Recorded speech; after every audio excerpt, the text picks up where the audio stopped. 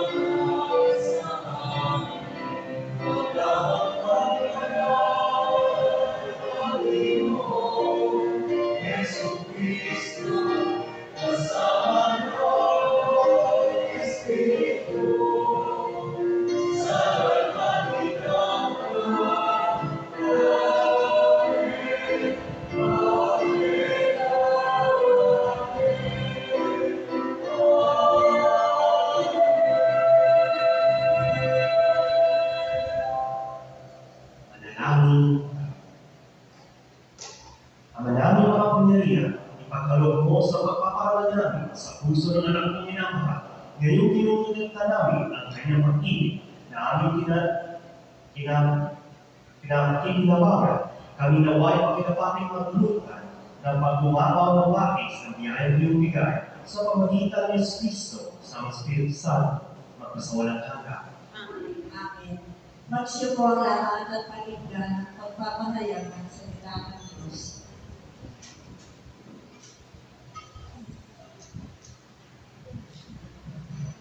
Pagbasa mula sa unang aklat ng mga hari.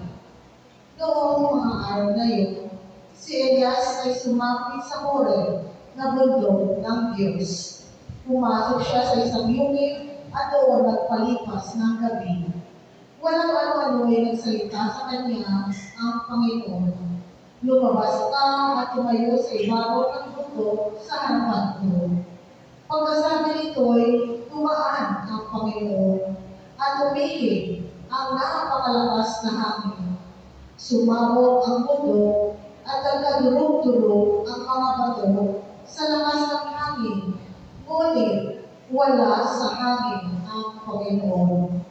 Nang tumigil ang hangin ay lumindol, ngunit wala sa lindol ang Panginoon.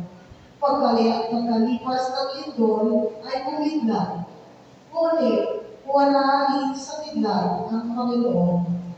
Pagkalipas ng kidlat, narinig niya isang banayad na tinig. Lumabas si Elias, tinakpan ng balaban ng kanyang mukha, at naghintay sa bunga ng yungin. Narinig niya ang isang tinig na nagsabi, Elias, bakit ka naririto? Sumagot siya, dahil po sa aking malaking pagmamalasakit para sa inyo, Panginoon, Diyos ng mga hukbo. Tinalindan ng bayang Israel ang inyong tipan, minasak ang inyong mga dambanan, pinagpapakain ang inyong mga propeta. Ako na lamang ang natitira, at hinahanap nila ako upang patayin. Sinabi sa kanya ng Panginoon, bumalik ka sa iyong dinaanan, sa ilang na patungong Damasco. Pagdating mo sa lungsod, pahilan mo ng langis si Jezreel bilang hari ng Syria, at si Jehu na anak ni Nimsi bilang hari ng Israel. Pahilan mo rin ang langis si Eliseo na anak ni Shaphat na taga-Abel-Meholah bilang propeta hahalin sa iyo. Ang salita ng Diyos. Salamat sa Diyos. Sa ganda mo at kabutihan, kami iyong liwanagan. Sa ganda mo at kabutihan, kami iyong liwanagan. O Diyos, ako'y digpin sa aking pagtawag. Lingapin mo ako sa aking mahabag. Ang panyaya mo'y lumapit sa akin. Huwag kang matutubli, kita'y hahanapin. Sa ganda mo at kabutihan, kami iyong liwanagan. Huwag kang magagaling, huwag mong itatakwil. Ako katulong mo at iyong alipin. Tagapagligtas ko, huwag ako lisanin. Sa ganda mo at kabutihan, kami iyong liwanagan. Ako'y nalanagin na bago mamatay, masasaksiyan ko ang iyong kabutihan na igagawat mo sa mga hinilang. Sa Panginoon Diyos, tayo'y magtiwala. Ating patatagin ang paniniwala. Tayo ay iwasan sa kanyang kalinga. Sa ganda mo at kabutihan, kami iyong liwanagan. Magsitayo ka ang lahat upang pinagkanan ang mabuting balita.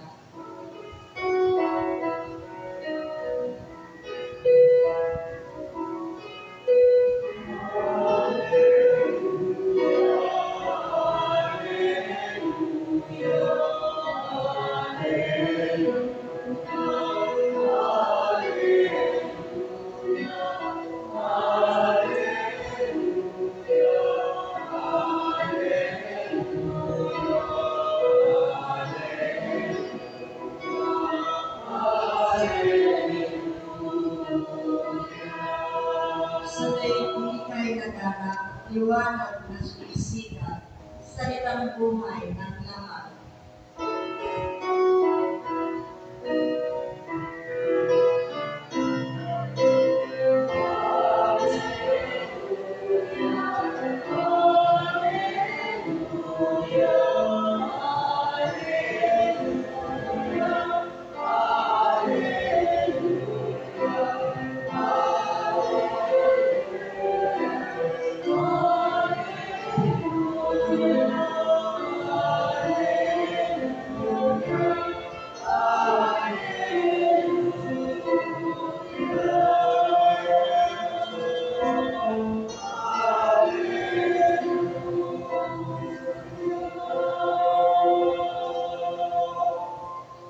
Sumainyo ang Panginoon.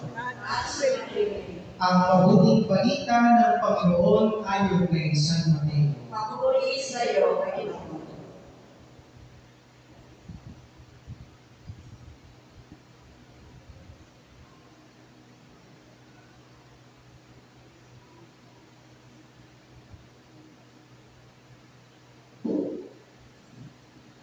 Noong panahon iyon, sinabi ni Jesus sa kanyang mga alagad, "Narinig ninyo na nung unay inuutos sa mga tao, huwag kang makikiapi. Ngunit ngayon, sinasabi ko sa inyo, ang sino mang tumingin ng may mahalay na pagnanasa sa isang babae, sisig niya'y nakiapit na siya sa babae iyon. Kung ang mata mo ang siyang naging sanhi ng iyong pagkakasala, gumutin mo at itapon. Sapagkat mabuti pang mawalan ka ng isang bahagi ng katawan kaysa buo ang iyong katawan itapon sa impyerno. Kung ang iyong kamay ang siyang naging sanhi na iyong pagkakasala, putulin mo at itapon. Mabuti pang mawalan ka ng isang bahagi ng katawan kaysa buo ang iyong katawan itapon sa impyerno. Sinabi rin naman, kapag piniwalay ng lalaki ang kanyang asawa, ito'y dapat niyang bigyan ng kasulatan ng paghiwalay. Ngunit ngayon, sinasabi ko sa inyo, kapag piniwalay ng isang lalaki ang kanyang asawa nang hindi naman ito nangangalo niya, at ito'y nag-asawa muli, ang lalaki iyo'y nagkasala. Itinulak niya ang kanyang asawa sa pangangalo. At sino mang mag-asawa sa babaeng iniwalayan ay nangangalo. Ang mabuting balita ng Panginoon. Pinupuri ka namin, Panginoong Yesu Kristo.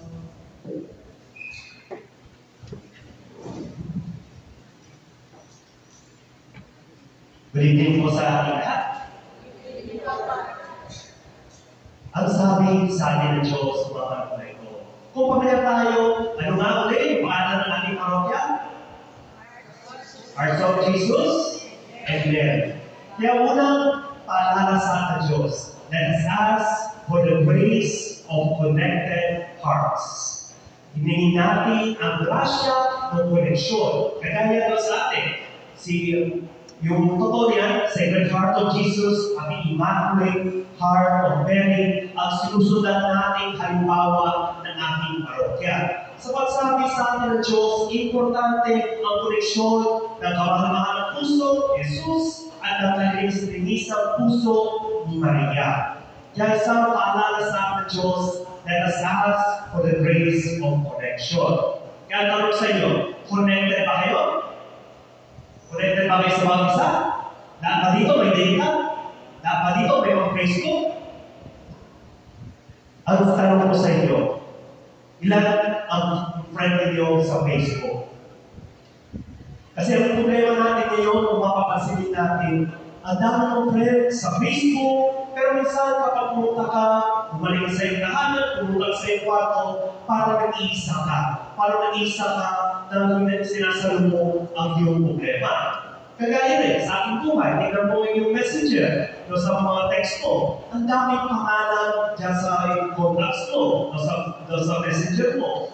Pero tanong sa atin ng Diyos, connected pa tayo. Kasi yung problema natin, ang dami natin kilalang tao, pero sa totoo lang, hindi talaga tayo connected. Pansinin nyo, kapag tayo matay, lahat tayo may cellphone na may hawak-hawak, lahat tayo may signal na nakakonect sa Wi-Fi.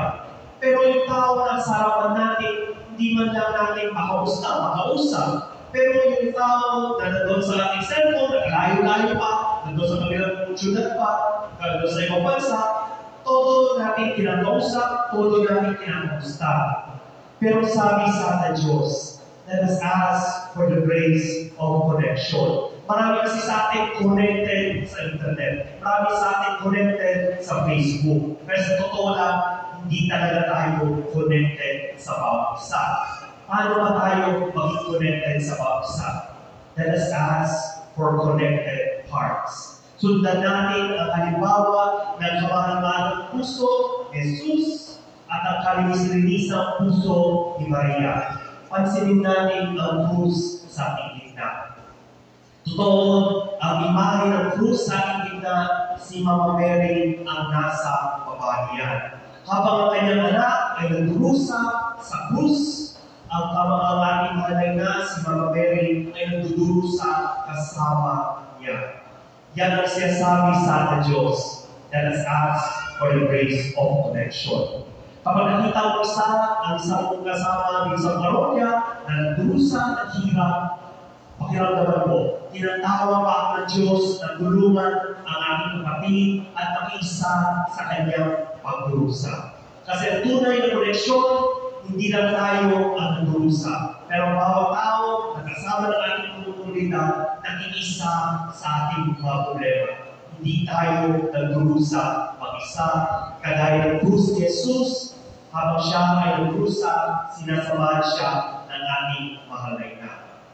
Pangalawa, ang pangalawang imbitasyon sa ating Diyos, kagaya sa ating mabuting balita, let us ask for the grace of detachment. O ang una, connection. Ang isa pang balance dito ay ang tinatawag natin detachment. Kasi ang problema naman natin, tayo may mga panahon, masyado tayong attached sa mga tao. Ang problema nila, hindi na natin nakikita ang grasya ng iba. Kagaya sa isang karanasan to, meron kami isang leader na talagang ang galing-galing niya. Kahit natutulog yun, siguro, may plano na yun, may solusyon na siya. Problema na lang, bumarabuhin na siya sa aming senaryo. At dahil masyado nasanay mga tao na siya yung sinusundan, parang nawalan kami ng leader yung panahon na yun. Kaya isang paalala sa ating Diyos, let us ask for the grace of detachment. Ang puso na handang lumapit, magmahal, ay handa rin bumitaw para hayaan niya ang taong na lumago kasama ang ibang tao. Yan ang paalala sa ating Diyos. Matutong lumapit at matuto rin lumayo. Ang tunay na pagmamahal ay hindi lang sa ating pagkapit, pero pag marunong ka rin bumitaw, iyan ay sinyalis rin ng tao marunong talaga magmahal. Kaya isang invitasyon sa atin ng Diyos, mas lalo na sa iyo mga kaibigan, huwag mo sila masyado, parang isipin mo, parang pagmamayari mo. O yung isipin natin, masyado tayo maging possessive sa ating mga kaibigan. Pero pag kilala, masyado possessive sa kanilang mga kaibigan, makita lang nila, makita yung kaibigan nila, asawa nila, may kinakausap na iba, umingin na nilang tulong. Ang sabi sa ating Diyos, ang tunay na tao, handa magmahal, ay marunong lumapit, ay marunong rin bumitaw kapag tinawag ng Diyos. Kaya nawa sa pagpapatuloy ng ating pagdiriwang ng ating isa, alhalin natin yung dalawang grasya na ito. Ano na yung unang grasya? The grace of? Pwede ba natin masalasan yun? The grace of? Connection. Ulitin nga natin mas malakas. The grace of? Connection. Pakisabi sa iyong katabi, maging connected ka, kapatid. Pangalawa, ang pangalawang grasya na hinihiling sa atin at tinuturo sa ating Diyos, the grace of detachment. Pwede ba natin ulitin yun mas malakas? Ano yung pangalawa? The grace of detachment. Pakisabi sa iyong katabi, marunong rin bumitaw kapag tinawag ng Diyos. Sapat ang puso handa magmahal ay handa lumapit at handa lumayo para sa pagmamahal ng Diyos. Amen.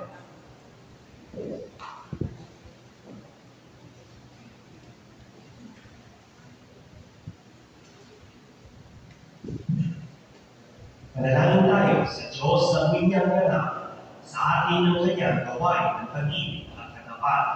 Ang ating tutugon sa bawat panalangin, gawin mo kaming banal na tulad mo, Panginoon. Gawin mo kaming banal na tulad mo, Panginoon.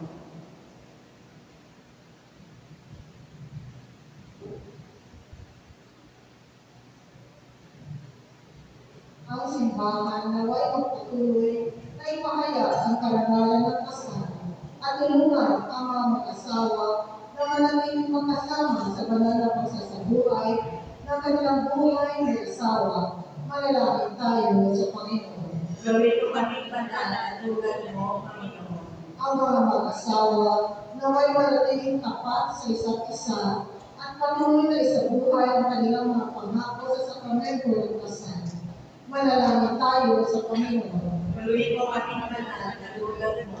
Ang mga may sakit, matatanda, mga nalulubay, naway makaranas ng pagkalinga at pagmamalasakit sa kanilang komunidad. Manalangin tayo sa Panginoon. Gawin mo kaming banal na tulad mo, Panginoon. Ang lahat ng ating mga sponsor sa gawin ko, mga nagtaguyod at tumulong ng ating misa na binaryo, naway tumagapan ng pagpapala at mga biyaya mula sa dating Diyos. Manalangin tayo sa Panginoon. Gawin mo kaming banal na tulad mo, Panginoon. Ang mga pumanaw naway mabigyan ng tuwa sa walang hanggang kaharian ng Diyos. Manalangin tayo sa Panginoon. Gawin mo kaming banal na tulad mo, Panginoon. Makapangyarihan naman, tingin mo sana ang mga panalangin ng iyong sabay na tumulong sa iyo. Tulungan mo kaming mabuhay lagi na may kalinisan at kabanalan. Ibig namin ito sa pati Kristo, aming Panginoon, sa aming Espiritu Santo, magpasamalang hanggan. Amen. Pag-aaral.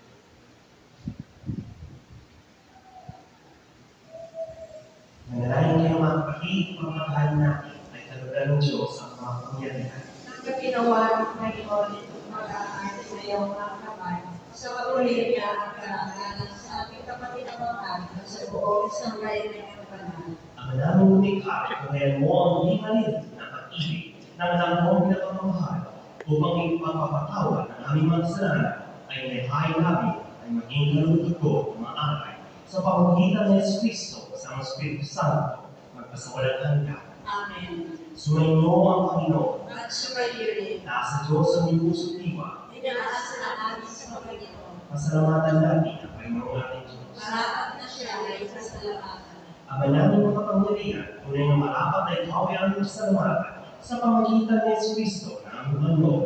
Dakilang pag-ibig niya ang nagpunsod na magkain ng sarili nang kami matupos kaya ipinabuo. Siyang nakayubay sa krus, mula sa kanyang tagpiran, sinipat tubig ay masagalang lumanap. Kaya sabay ng loob dito na panangat. Ito ang sangkatawan na ating sa puso ng iyong anak na sumasakit sa mga tumutulog sa bakit sa kanyang pag-ibig. Kaya tayo sana mga na nasisiyaw at magpuri sa iyo na walang namuhay sa kalangitan. Kami nagpupuni sa iyo kadakda.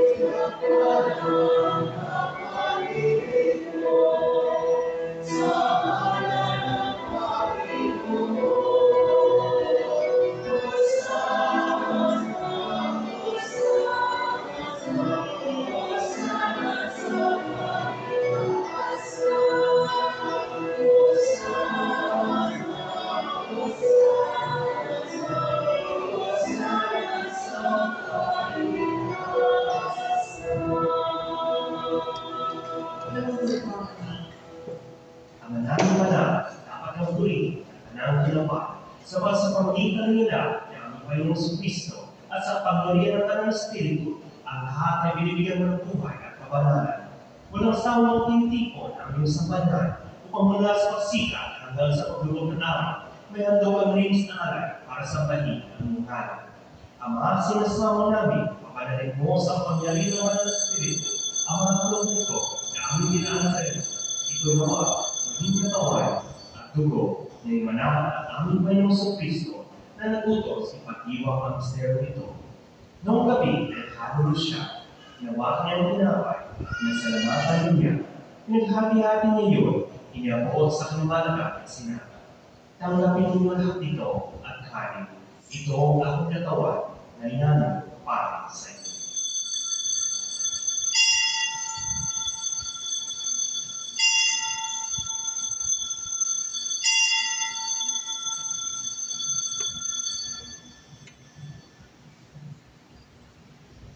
Kaya hindi naman matapos ang punan.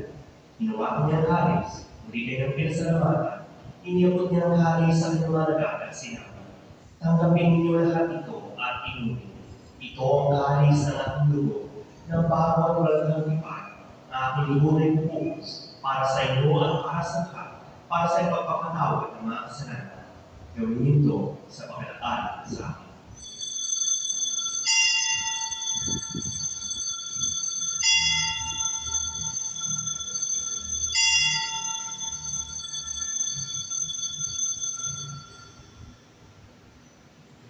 Tumayo po. Ipagmuni natin ang misteryo ng pananampalataya.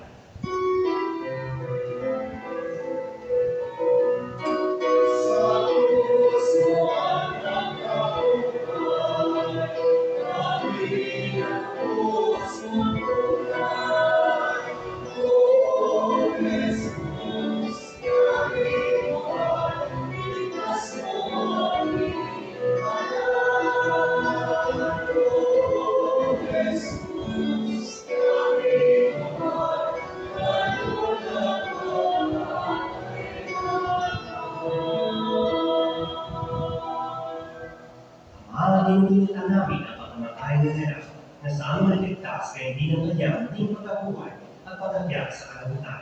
Samantalang kanyang pagpapalik ay pinananabikan, kaya bilang pasalamat kaya amin naalay sa iyo ang buhay at panal na pagkain nito. Tunay mo ang handog na ito na iyong simbahan, mas dalawang yung anak na nag-aalay ng kanyang buhay upang kami ay pagkasundo sa iyo. Loobin mo kami magsalo-salo sa kanyang natawag ng dugo ay magpuspos ng Espiritu Santo at mag-isang katawan at isang diwa kay Kristo. Kami nawaan gawin yung handog na habang panahon na talaga sa iyo. Tulungan niya kami, gawa kami magmit ng iyong pamala, kaysa nang ng Diyos ang mahal na Virgen Maria, kaysa ni San Jose ang iyak ng iyong puso, kaysa mga apostol, mga martir, at kaysa ng lahat mga banal na amin nasa ang lahat na umiusa para sa aming kapakanan.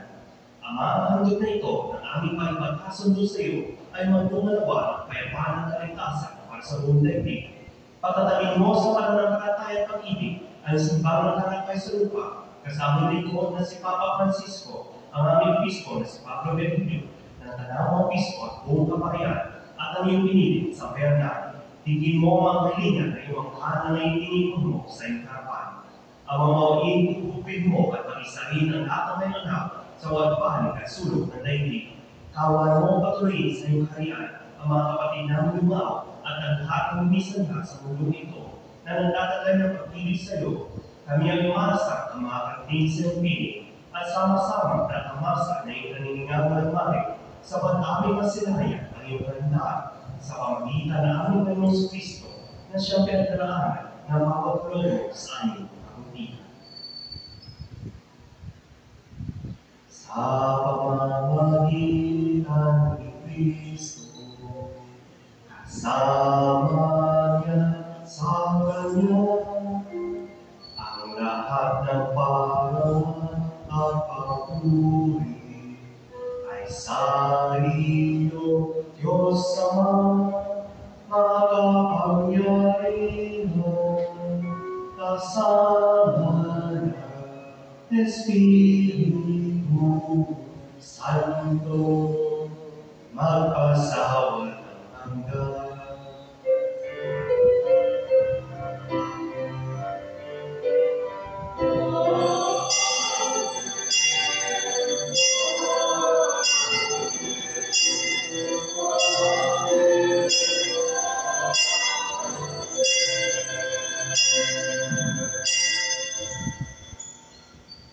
Sa pagbiling na natin ito sa puro ni Jesus sa Panginoon natin ng Diyos, ipay natin ang asko.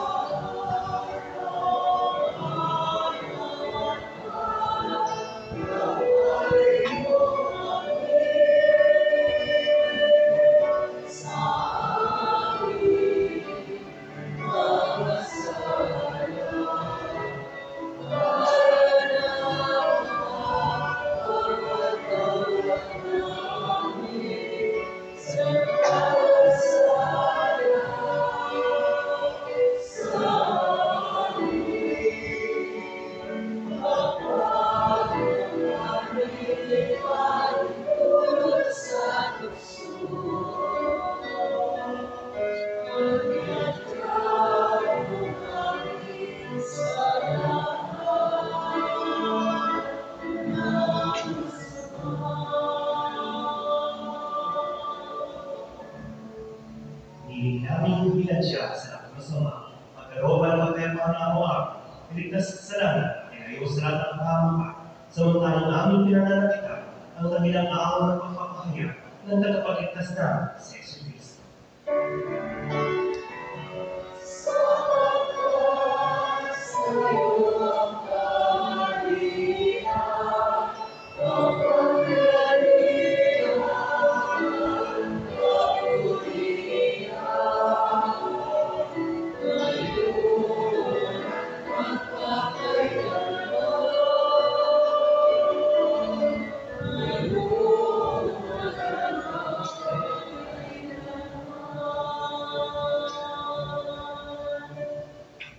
Noong Jesucristo, sinabi sa iyong apostol, kapayapaan ang iniiwan ko sa inyo, ang ating kapayapaan ang binibigay ko sa inyo.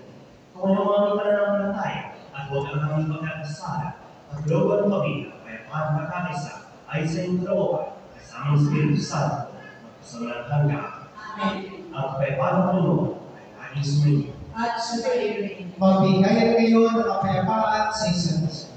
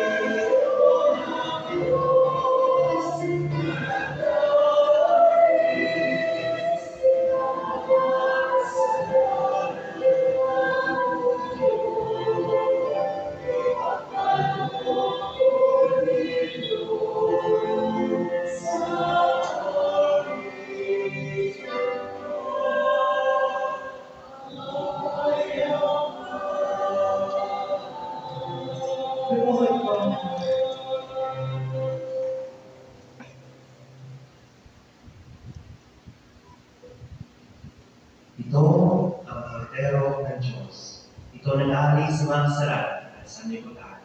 Mapalad ang nandiyan sa kanyang piling. Panginoon, hindi ako karapat-dapat na magpatuloy sa iyo, ngunit sa isang salita lamang ay gagawin na ako.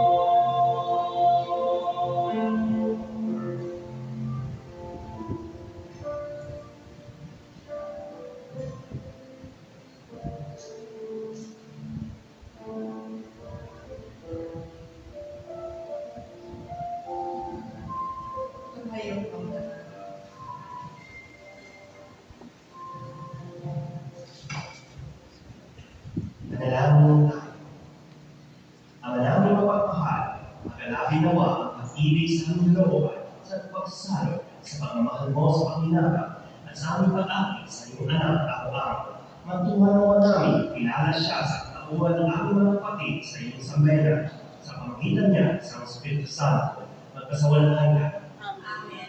Tumutubo mo ng lahat para sa inang pangalan.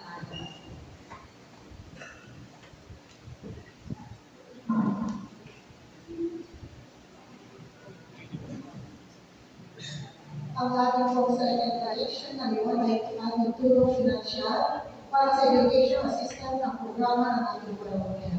Announcement, una, ang ating Paris Finance Council at Paris Pastoral Council ay naglusad ng may e-bike ako sasakay ka bang raffle.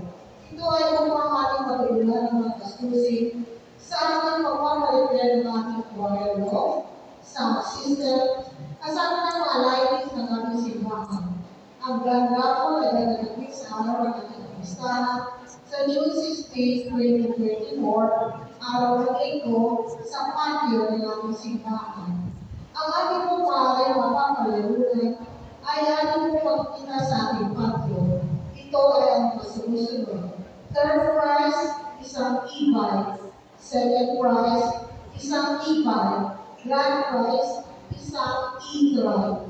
Sa mga nagagayos mo tulong sa proyekto ng ating parokya, ay maaari tayong mapili ng raffle ticket sa halagang 20 pesos para isang piraso sa mga organisasyon, ministries, at sa ating Paris office. Ang muling gabi po ng pag-limit ng tickets ay ngayong gabi, June 14, araw ng Biyernes. Ikalawa, para sa selebrasyon ng ating ka-48 taon na kapistahan ng ating parokya, ang lahat po ay malugod ng nasinahan na dumalo at mag-isa sa isang kapistahan ng ating parokya sa Linggo, June 16, sa mga alas 9 ng umaga. Ang mag-iisa po ay ating mahal na obispo ng Caloocan, Bishop Ambo David, kasama ng ating mga imbitadong pari ng Caloocan. Tatlo, ang first class lady po ni St. Ben Padre Calaco ay narito sa ating parokya hanggang sa ating kapistahan. Para sa ating lahat ay maaari tayo magbigay-gala at magdasal. Ika-apat, tayo po ay lubos na nagpapasalamat sa ating sponsors ngayong ating pangwalong isa ng Tagalog. Ang Catholic Ministry na pinapulungan po ni Ate Elma Villarepe at ang Knights of Columbus na pinapulungan po ni Father Hubert Panero at ang mga residente at barangay officials ng barangay 62 na pinapulungan po ni Barangay Captain Wilma Suwa. Gayon din po ating lubos ng pasasalamat kay Reverendo Padre Christian Joseph Oxon, ang ating parochial vicar na siyang nagpisa ay gabi. Maraming salamat po.